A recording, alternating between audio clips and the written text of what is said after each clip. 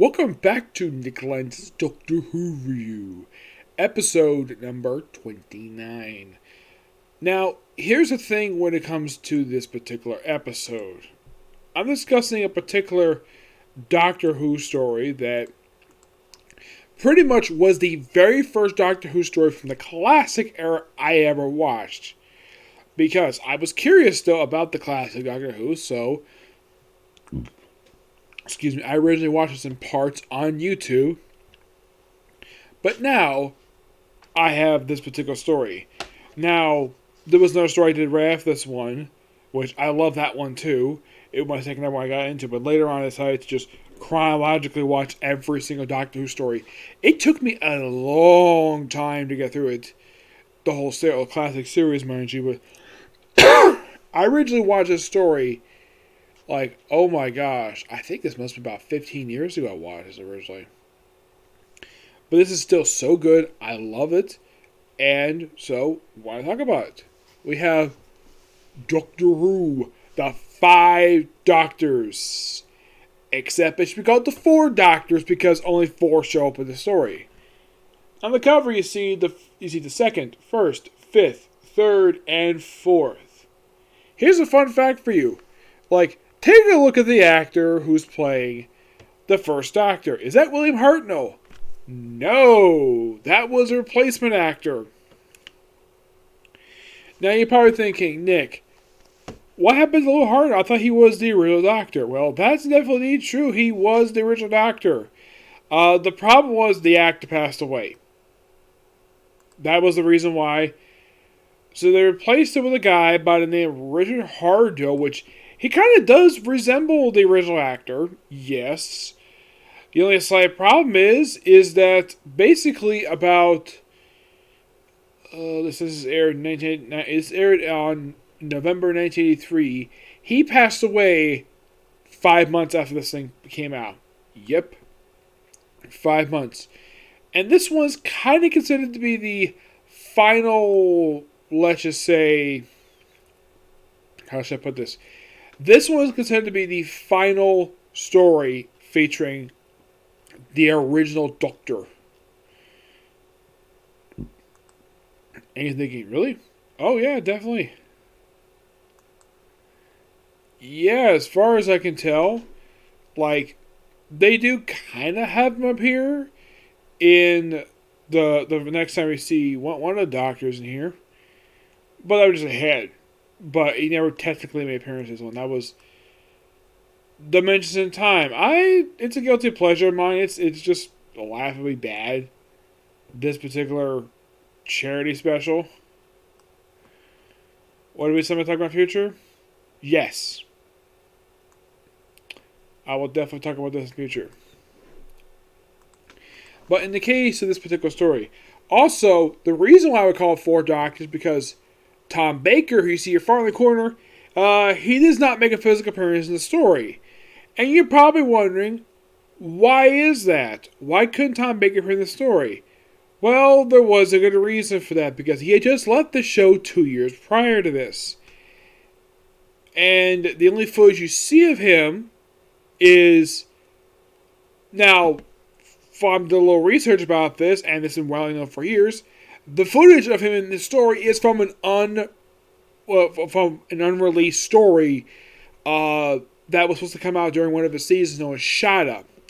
Yeah, it was about this Time Lord prison. And it was meant to release in the 90s, but it was unfinished, and a lot of the scenes basically were narrated by Tom Baker, the film The Gap Between Stories. It's a pretty good story. For the footage I've seen of it, it actually looks like a pretty good story. It's except that it's an okay story, and you have Doctor saying, "Shada!" And everyone's wondering, what the heck he's talking about? And not even he has an idea what the heck he's talking about either. It's a weird story, that is. And by the way, the woman he's with in this story is Romana. It's not Sarah Jane Smith. Oh no, Sarah Jane Smith left a couple years prior to this.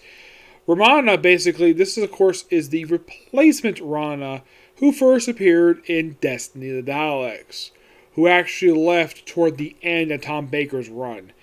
And she was also one of the more longer-running companions of his run. Yes. Now, in the case of basically where they find these people, what time shift came from. In the case of what the first Doctor is up to now, thing starts off with the William Hartnell. Believe it or not, this actually is black and white footage that was taken from the story The Dalek Invasion of Earth, when he left Susan behind. Which, fun fact, Susan returns to the story. This was her first appearance on screen since that story, and from what I've read, she does appear in the audio dramas. Yep, she does. And you're thinking, I wonder why that is. Well, there's some stuff involving her in the audio dramas. Like, apparently there's one story where, get this, like, has become, like, some kind of, like, ranger or president.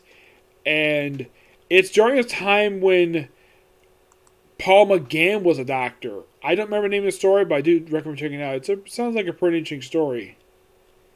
Yeah, she has a cover of her own grandfather for his shown shortcomings. Actually, was actually framed for a crime he didn't commit, and she had no choice to become part of it. Yep.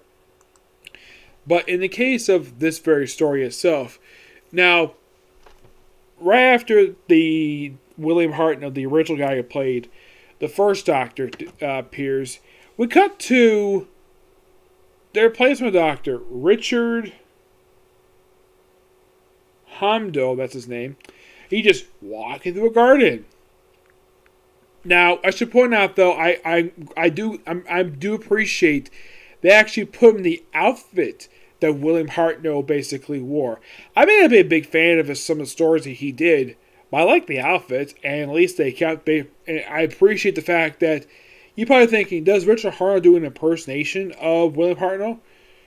Not really, no. He does do some stuff basically that the original stuff is known for doing.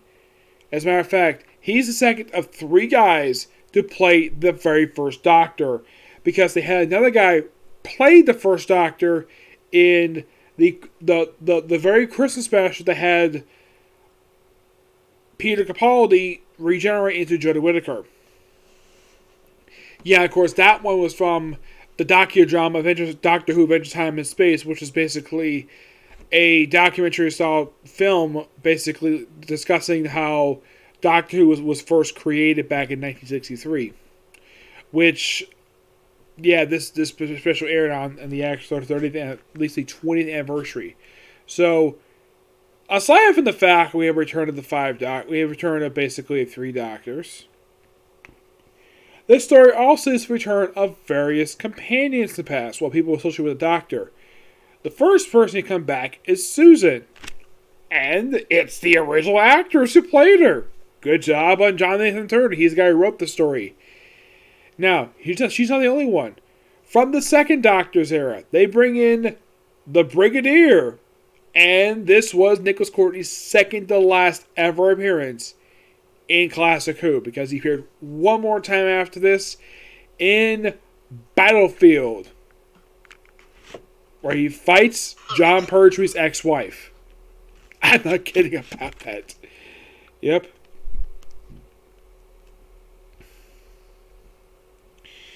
And of course, you knew back for that story. And this story here, I almost kind of forgot about one particular thing pops up in here. I will talk about in a minute. Now, this is a return briefly. We see a brief camp by unit headquarters. Now, we don't see the exterior very much per se. We do see the interior a little bit. And we do show the Brigadier's office. Now, it is pointed by the second Doctor, Mr. of course Patrick Troughton, who, by the way, is wearing a big woolly coat, which is probably the same coat he wore from the Abominable Snowman. Yep. where the guy replaced the Brigadier as the head of unit. And this kind of big contradicts some stuff that happened in Murder Undead, which I probably will get to because I really enjoy that story.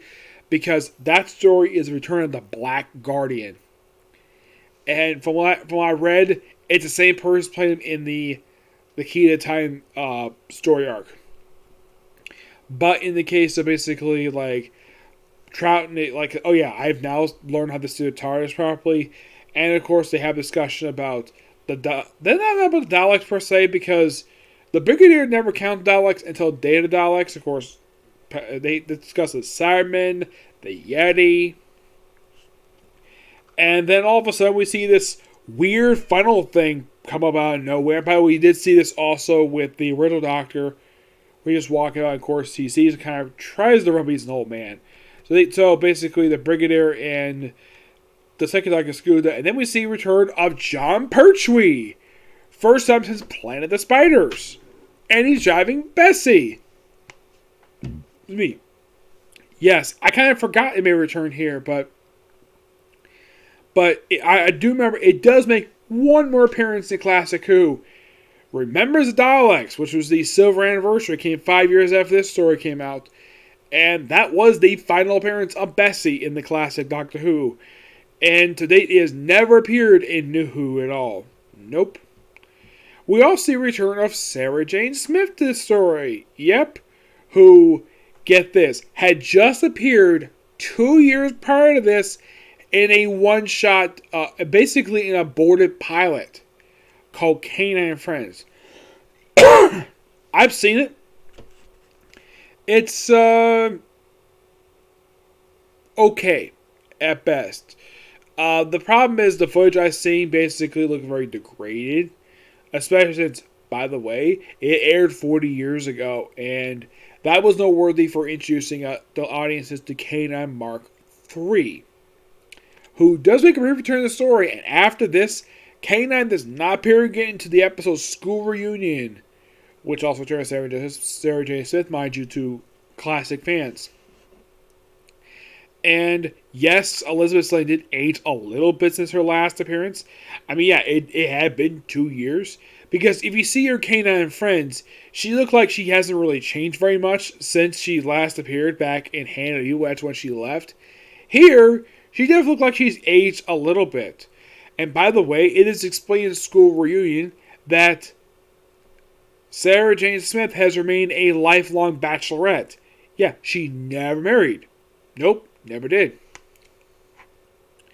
Yeah, and she's the one who hooks up with the third Doctor. She does when she runs into him later on. It's like, I saw you change, which I have planned the spiders. Or he's like, oh, you mean teeth and curls? Not yet. That's a reference to Tom Baker. Which seems quite strange, though, the fact that he would do that. Yep. In the case of Tom Baker, of course, this is from the Shada stuff, where he's like, I think he's supposed to be, in a canoe, basically a Venice-style canoe. He's like pushing with a pole, and he gets screwed up. And by the way, because this is stock footage, we don't see his reaction screwed up by the time stream. So, also, the whole story, he's like caught in a time vortex because he can't physically be in the story. So, that's the best explanation to come up with. So, this is very similar to happen with the Three Doctors, because it could have William Hart for the stories to have a lot of this stuff taken up by John Benson. I'll get to that when I get a chance to talk about the Three Doctors. So, in the case what the Fifth Doctor is up to, like, he's just at a random planet with Tegan and I'm trying to remember his name. Turlow. Yes, Turlow. Who actually just appeared in the Black Guardian trilogy. That's when he first showed up, Marion Dead. So, he's here, and this was actually my first introduction to him and Tegan. I gotta admit, the actress who played Tegan at this point in time, man, she was hot. Yeah, back in the 80s, she was smoking hot. Yeah, no denying that. No, she's up here in the back of the story. This one, of course, when they arrive in this area known as the Death Zone. Yes, the Death Zone, which is explained by several doctors. This was a place basically run by pre-Time Lord Society, known as the Rassilon Games. Eventually was stopped, and of course they used a time scoop. That was one of the items they used. And basically people are transported here. And aside from the doctors and their companions, by the way, we actually have Peter Davis's doctor, him along with Tegan and Turlow, get transported here to Death Zone on Gallifrey. And of course, like, oh yeah, go to Gallifrey, you know they're on Gallifrey. Now, where on Gallifrey this Death Zone is, unknown. It could be in the other planet. They don't really say at all where the heck this place is. I gotta admit, the set design for this stuff is really interesting. So the first Doctor ends up in a maze, which seems quite interesting. the second Doctor and the Brigadier just wander through a field, and then of course the Brigadier gets his leg caught on a metal arm, who turns out to be one of the Cybermen. Which, yes, they did encounter the Cybermen in the story The Invasion. That's a nod to the first appearance of Unit. Which, by the way, Cybermen encounter several of the Doctors this one. I mean, yeah, they don't run into the Fifth Doctor, surprisingly, this one. Nope, they run into the First Doctor, which, here's a fun fact. When they first showed up, that was the very story where the First Doctor transformed into Patrick Troughton. Now, T can know who the Cybermen are. Yeah, that makes perfect sense because basically this was the first appearance of them since Earthshock. Yeah, it's kind of shocking though. This story is basically forgotten about their appearance in here. And this story here is also noteworthy for, get this, the first time the Third Doctor had ever encountered a Cyberman, because he never encountered a Cyberman in his entire run. He encountered a Dalek a few times, but the Cybermen? Nope. And I love this as a nod to John Pertwee's run. The First Doctor, because they bring in the Master in this story, who, by the way, they never explain how the heck he's even freaking around here. And you're probably thinking, okay, when was the last time the Master actually appeared prior to this? The King's Demons. Yep. It was actually just, I think it was just the previous story. Yeah, it was just the previous story. And here he is.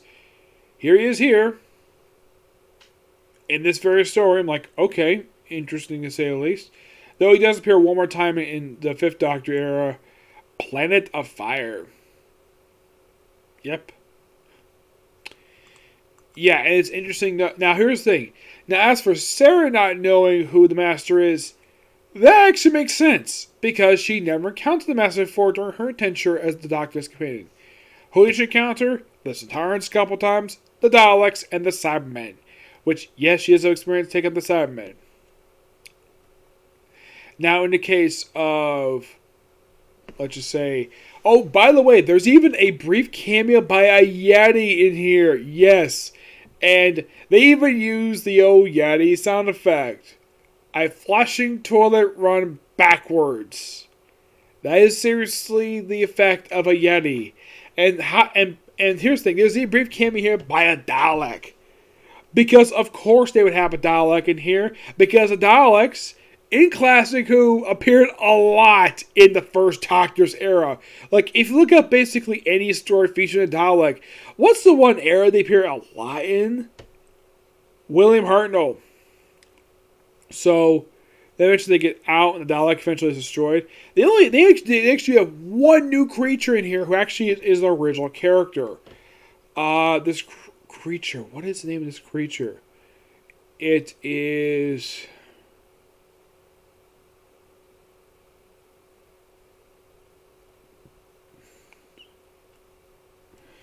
Let's see.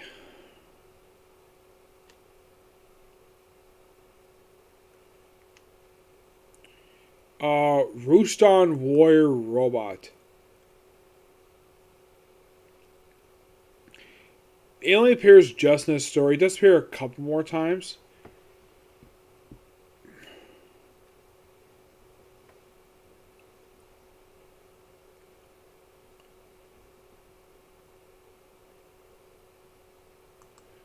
Yeah.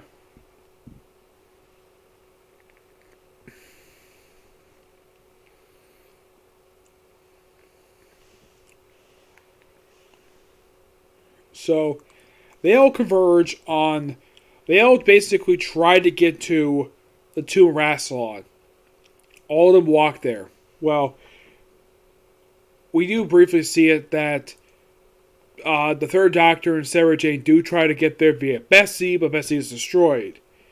Now... Yeah.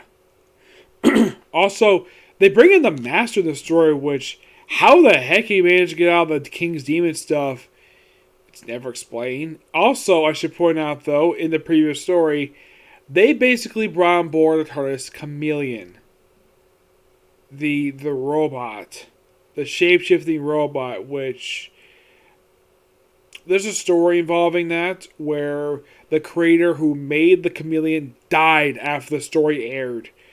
And then it sat in the closet for a long period of time until it popped up again in Planet of Fire, which was the penultimate story, which was the second last story of Peter Davison's run.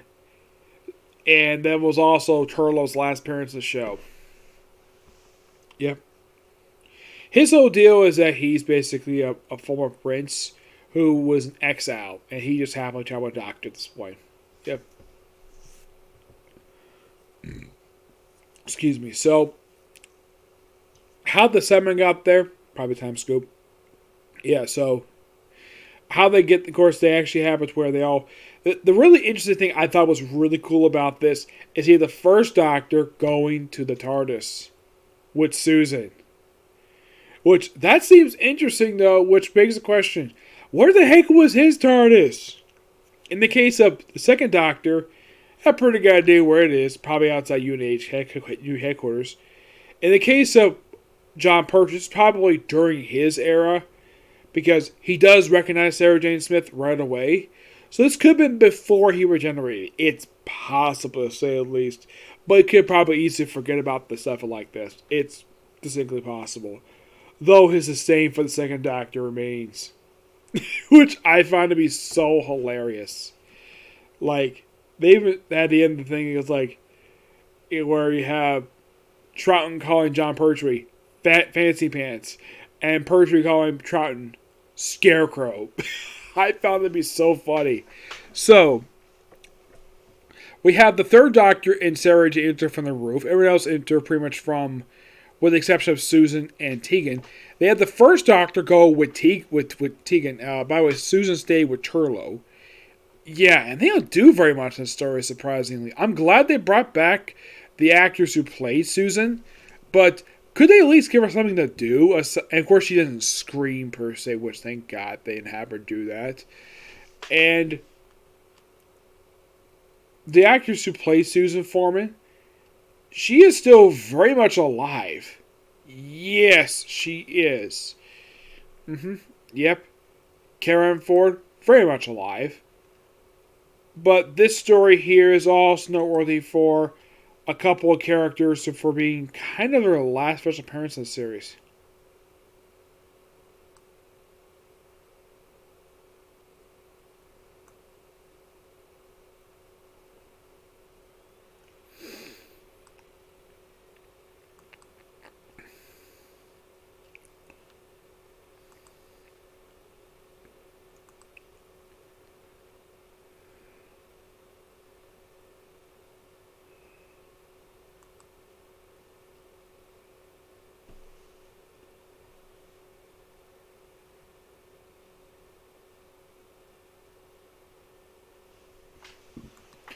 Yeah, this one did a return of like Liz Shaw and Mike Yates for a quick hallucination.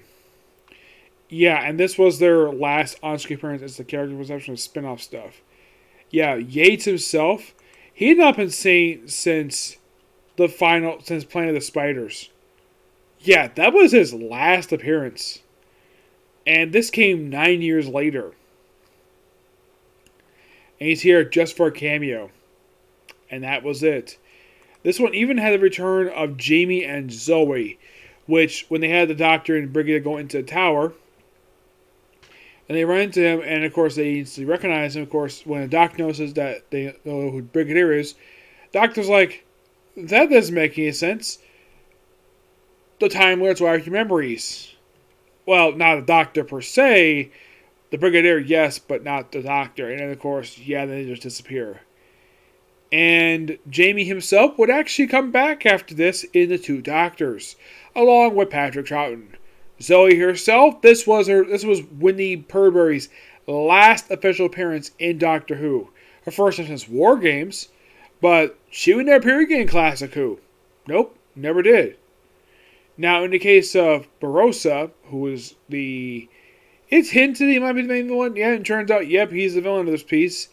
And here's the weird thing about this guy. Every time he shows up, it's a completely different actor who plays him. For some reason, they can't keep the actor straight for some strange reason. I don't know why, but they do. Yep. And he appears in like 4 stories. Yeah, he first appears in Deadly Assassin. Yes, I haven't discussed his previous appearances, but every time he shows up, not only he regenerates, he also changes position. Like previously in Arc Infinity, which they mentioned here about Omega, which the second Doctor mirrors Omega for some reason. Possibly, yes. Yeah. Yeah, and that's why he became president of Gallifrey in that one.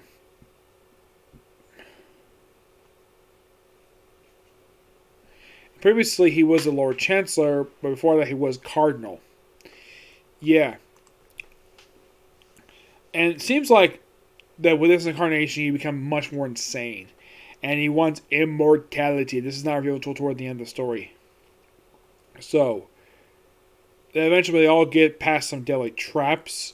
By the way, they even have the Cybermen half of them get wiped out, like partly wiped out by a Bruton robot. Some get eliminated by an electric trap by Rassilon, which, by the way, this was actually Rassilon's one of his 2 ever appearances in Doctor Who history.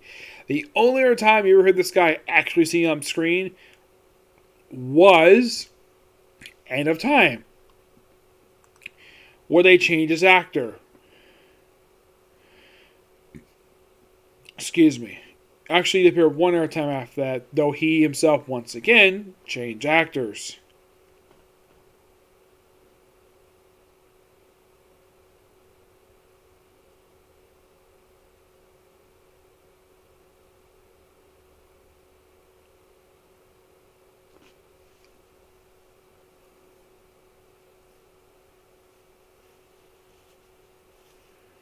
Yeah, the guy who originally played him was a guy by the name of Don Matthews.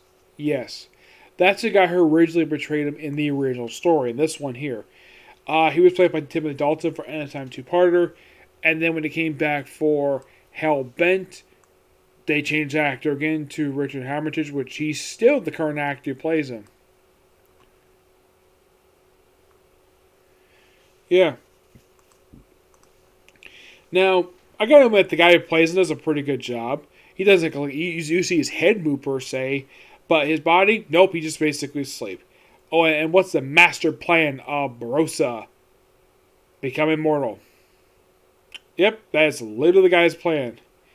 And I love all the references to the classic Who stuff, which clearly John Nathan Turner, basically from what I can tell by producing this, yes, Eric Stewart basically wrote it, but he probably threw in some Easter eggs to classic Who, like, over the years, because this technically is the 20th anniversary of Doctor Who, so you got those references in there.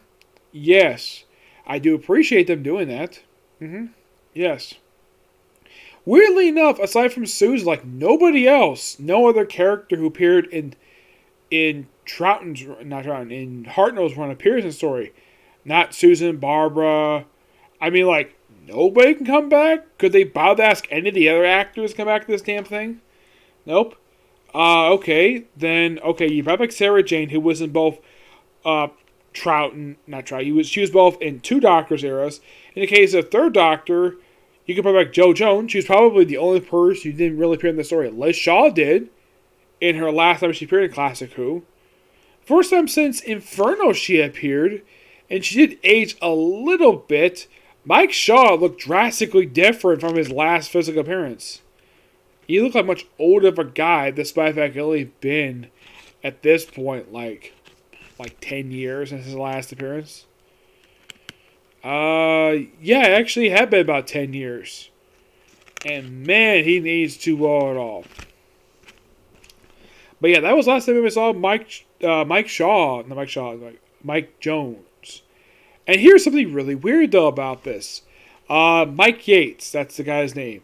I don't remember if he ever encountered Liz in Classic Who. I don't remember if he ever did or not. Nope, he never did.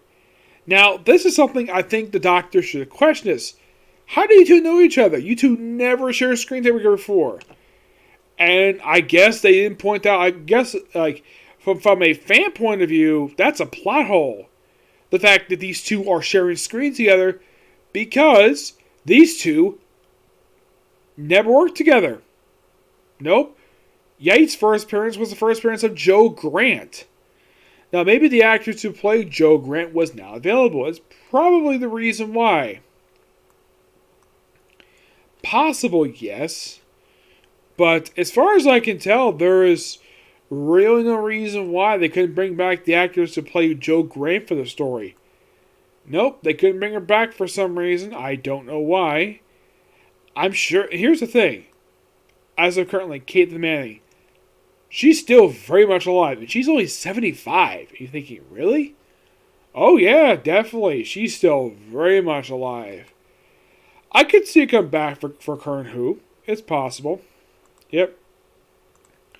But this overall, it's just a really good story. Also, Doctor President Time Lords again. First time since, I think, Invasion of Time. Which, that's so awesome. This story is just so fun. Love all Doctor Who stuff in here. Like, if you're a Doctor Who fan, you would love this story. It is really good. And yes, like I said, this was my introduction to classic Doctor Who. I kind of know about the Air Doctors via basically my line. I was curious about this, and I loved it. I give this story a 10 out of 10. Really good. Okay, so that's a particular review. I'm just going to go ahead and do my anime right now because I'm talking for like a half hour, so I'm taking myself a break and talk about Skeletal Knight to Another World. Okay, next video. Bye.